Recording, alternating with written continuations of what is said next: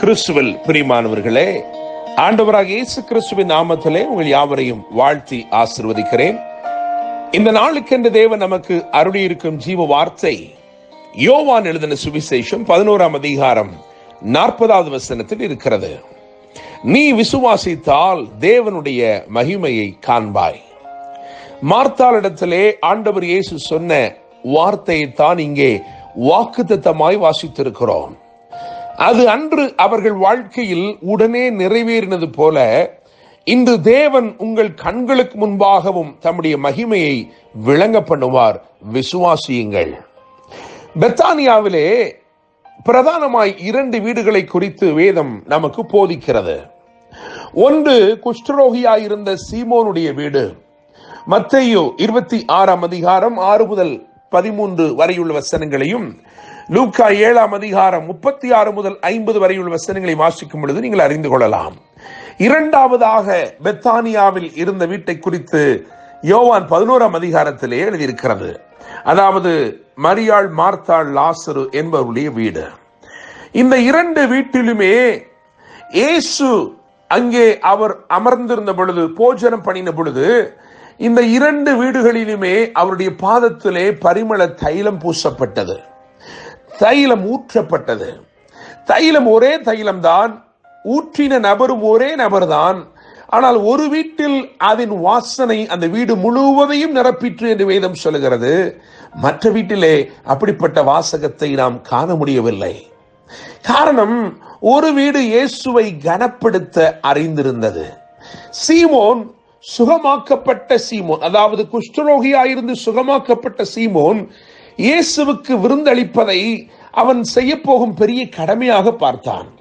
ஆனால் மரியாள், மார்த்தாள், லாசரு என்னும் இவர்களோ அவரை கனம் பண்ண வகை தேடிக்கொண்டே வாழ்ந்தார்கள்.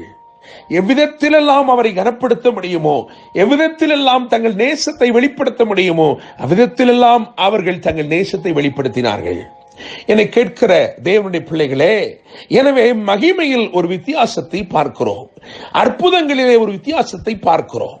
அந்த ஒரு இடத்தில் மாத்திரமே அங்கே அந்த குஷ்டரோகியா இருந்த சீமோனை குறித்த சம்பவங்கள் எழுதப்பட்டிருக்கிறது. அதை தொடர்ந்து அப்படிப்பட்ட காரியங்கள் ஒன்றை வேதத்தில் பார்க்க முடியவில்லை. இயேசு தாமே அங்கே கேட்கிறார், சீமோனே, நான் உன் வீட்டுக்கு வந்தேன், நீ என்னை கனம் பண்ணவில்லை, நீ என்னை முத்தம் செய்யவில்லை, நீ என் தலைக்கு எண்ணெய் ஊற்றவில்லை, ஆனால் இவளோ என் பாதங்களை கண்ணீரினால் நனைத்து தைலம் பூசுகிறாளே, இவள் மிகவும் அன்பு கூர்ந்தாள் என்று சொல்லுகிறார். என்னை கேட்கிற தேவனுடைய பிள்ளைகளே, இந்த வீடு இயேசுவை கனப்படுத்த அறிந்திருந்தது. இந்த வீடு இயேசுவை நேசிக்க துடித்துக் கொண்டே இருந்தது. எனவே இந்த வீடு தேவ மகிமையை கண்டது.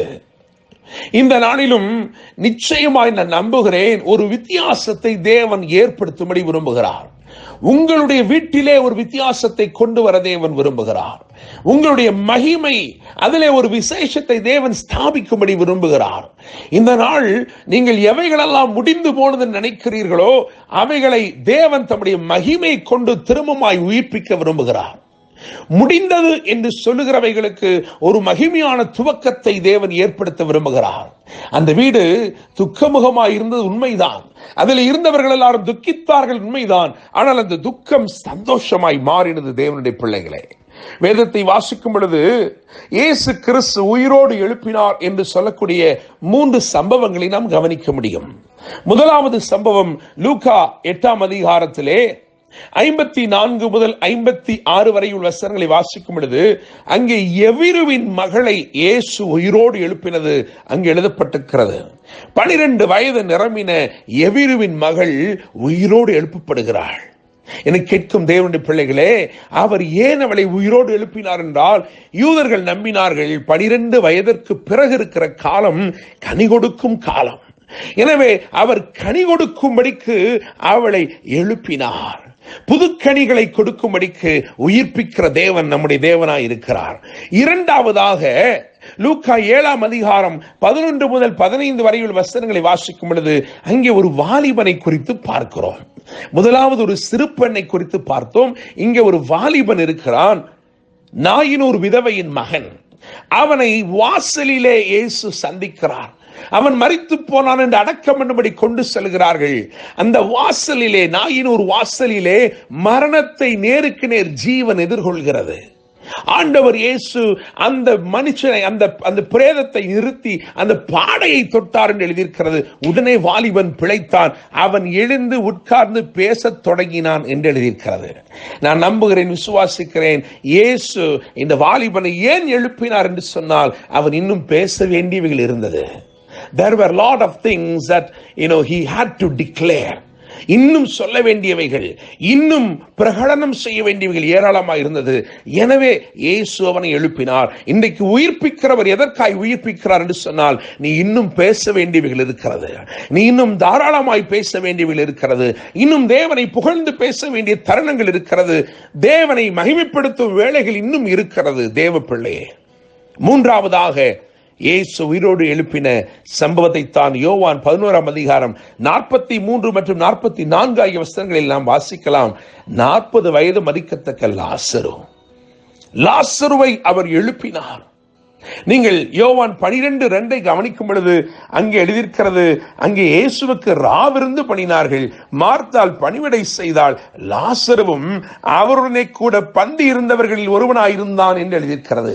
உயிர்ப்பிக்கப்பட்ட லாசரு புதிதானவைகளை புசிக்கும்படி அவரோட போஜனம் பண்ணுகிறான். என கேட்கிற தேவனுடைய பிள்ளைகளே, அவர் 3 பேரைத்தான் உயிர்ப்பித்திருக்கிறார்.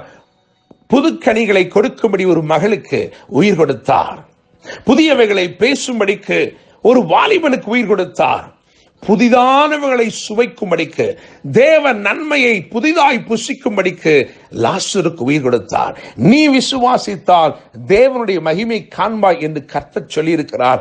உங்களை கனப்படுத்தி உங்களுடைய வீட்டை தேவ மகிமையினால் நிரப்பும் நாட்கள் வந்திருக்கிறது. கர்த்தர் தாமே இந்த வார்த்தைகள் மூலமாய் இன்று உங்களை ஆசீர்வதிப்பாராக. என்றும் அன்புடன் pastor Daniel Moses. God bless you.